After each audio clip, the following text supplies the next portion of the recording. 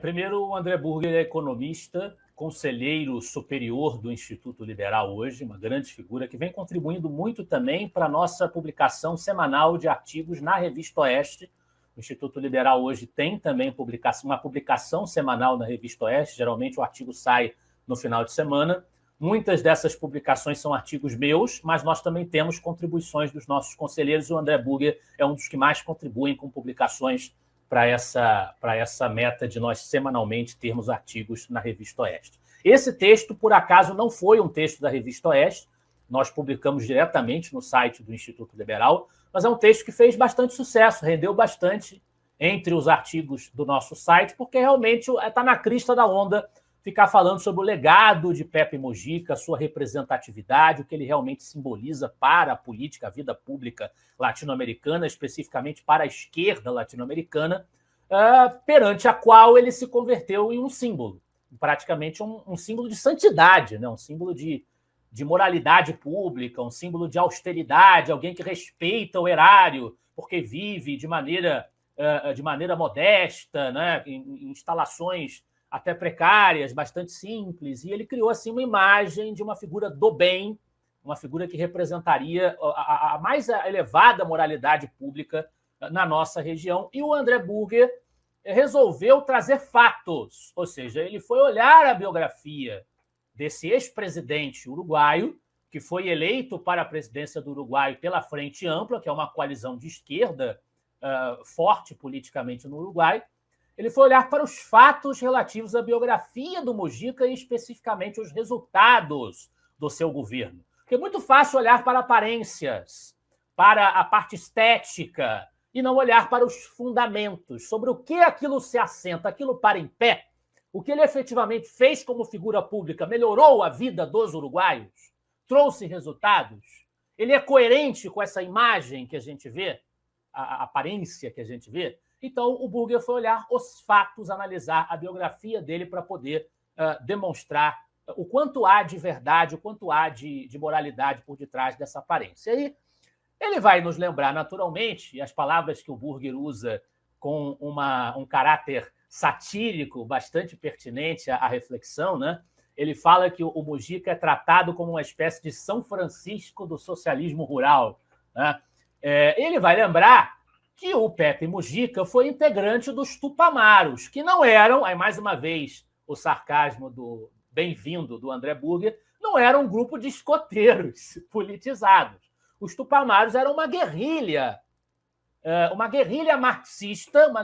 marxista-leninista, daquelas que ocuparam o cenário político brasileiro ali nas décadas de 60, 70, no Brasil também, a gente lembra disso, nós tivemos ali durante a nossa ditadura militar, nós tínhamos guerrilhas marxistas tentando tomar o poder, que até hoje tem membros que são laureados, homenageados como protetores e salvadores da democracia, quando, na realidade, o que eles pretendiam era derrubar a ditadura militar para colocar no lugar uma ditadura comunista. Inclusive, eu estava vendo há pouco um vídeo de uma deputada do PSOL, a Samila, debatendo com a Carol Detoni, outra parlamentar, que hoje está na frente parlamentar pelo livre mercado, e ela falando que é um absurdo falar sem anistia para os perseguidos, né, pelo STF hoje, porque aqueles que foram premiados com a anistia, receberam a anistia nos anos 70, eram verdadeiras vítimas de um autoritarismo estabelecido que tentavam lutar pela redemocratização do país. É uma farsa que ela está falando, é uma farsa que, na verdade, eram proponentes de uma outra ditadura que seria, inclusive, muito pior, porque efetivamente totalitária aos moldes do que propunham os soviéticos, do que estabeleciam os soviéticos e os chineses sob o jugo do maoísmo. E era isso que os Tupamaros eram no Uruguai, e o Pepe Mujica participava disso, era uma força armada criminosa que raptava, sequestrava, pilhava, roubava. E aí os defensores do Pepe Mujica alegam que eles estavam justamente lutando contra uma ditadura. Mas a inspiração imediata dos Tupamaros era a Revolução Cubana, a ditadura de Fidel Castro, que, aliás, foi amigo do Mujica. O Mujica nunca fez qualquer comentário nesse sentido. O André Burger também fala sobre isso no artigo. Ele era amigo do Fidel Castro, elogiava Hugo Chávez, ele nunca fez qualquer reparo aos regimes autoritários da América Latina, assim como o Lula fica sempre nesse chove não molha com Maduro, com Ortega.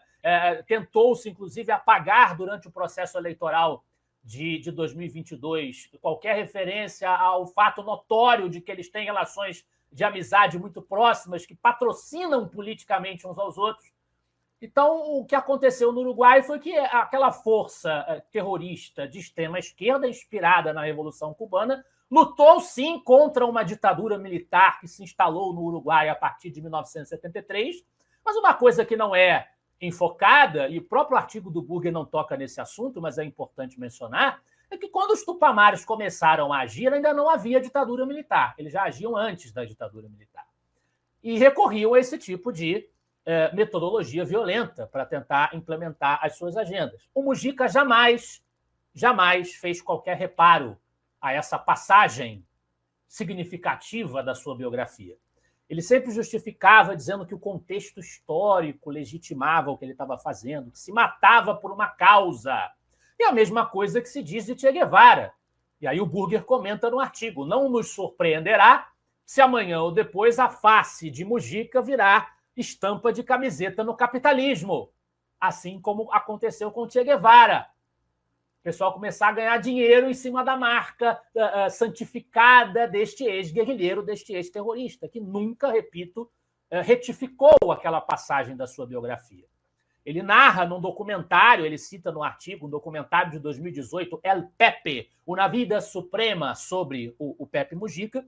Ele narra com um certo brilho nos olhos a sensação de estar armado num banco que ele ia assaltar com um revólver. Aquilo era emocionante para ele, não é narrado como se fosse um trauma, uma coisa de que ele devesse se envergonhar, mas quase como se fosse um rito de passagem para a vida adulta. Uma coisa a ser dignificada, esse tipo de comportamento. É, né? Uma coisa lamentável. Mas, para além disso, a gente tem que citar também do artigo do André Burger, que, embora como presidente da República do Uruguai, o Mujica seja homenageado, enaltecido por ele ter promovido pautas consideradas progressistas, legalização da maconha, casamento entre pessoas do mesmo sexo, aborto, ele defendeu tudo isso, implementou isso no Uruguai durante a sua gestão, recebeu aplausos internacionais por isso. A verdade é que o legado econômico dele é medíocre. Essas são as palavras exatas que o André usa no seu texto. O legado econômico dele é medíocre. O Estado aumentou a sua atuação, a dependência da população em relação ao Estado cresceu na gestão da Frente Ampla sob a presidência de Pepe Mujica, o setor público inchou e o Uruguai continuou com um dos maiores níveis de gastos públicos per capita da região da América Latina. Mas aí não importa, a economia indo para o buraco não tem importância. Importa que ele é um santinho, que mora numa casa de barro e que, né, era um homem que lutou pela justiça social, era progressista. Aí está tudo lindo, não importa a eficiência da administração que ele adotou. Também ele pontua no artigo a comparação com Ulisses Guimarães. Eu não sou o maior fã de Ulisses Guimarães, tenho muitas críticas a ele como figura pública, apesar dele também ser muito enaltecido no Brasil como o herói que lutou contra a ditadura, né, o líder da oposição democrática. Eu tenho muitas críticas ao Ulisses Guimarães, mas o Ulisses Guimarães não pegou em armas para lutar contra ninguém. Ele não foi guerrilheiro, nem era comunista, e nunca foi comunista na sua vida. O Burger faz menção a esses elogios que o Mujica fazia aos ditadores de esquerda da América Latina, o que, no mínimo, coloca em xeque as suas credenciais de grande representação do espírito democrático. E ele fala também da integridade do Mujica, tão falada integridade, era honesto, lisura, né, do governo dele, da figura pública. Ele também vai entrar nisso. Uma análise rigorosa não permite que você corrobore plenamente essa leitura da figura de Mujica e da sua gestão. Ele fala que, em 2016, uma comissão parlamentar investigou contratos do governo do Uruguai com a empreiteira brasileira OAS e que estava envolvida em escândalos da Lava Jato. Então, a Lava Jato chegou até no Uruguai no governo do Mujica. No governo do Mujica. A obra de uma usina de regaseificação contratada pelo governo dele terminou num prejuízo milionário e documentos brasileiros indicavam pagamento de propina. Somando-se a isso, o colapso financeiro da estatal ANCAP, que, sob a sua administração, aliás, que nome engraçado, né? Não confundir com anarcocapitalismo, né? A estatal ANCAP gerou perdas bilionárias e exigiu capitalização de emergência pelo parlamento. Então, essa imagem de uma pureza e excelência administrativa também não se sustenta. A gente precisa reavaliar melhor. É claro que a gente respeita, a gente sempre tem uma dose de respeito por aquele que acabou de falecer, mas a gente não tem que transformar alguém em santo só porque morreu.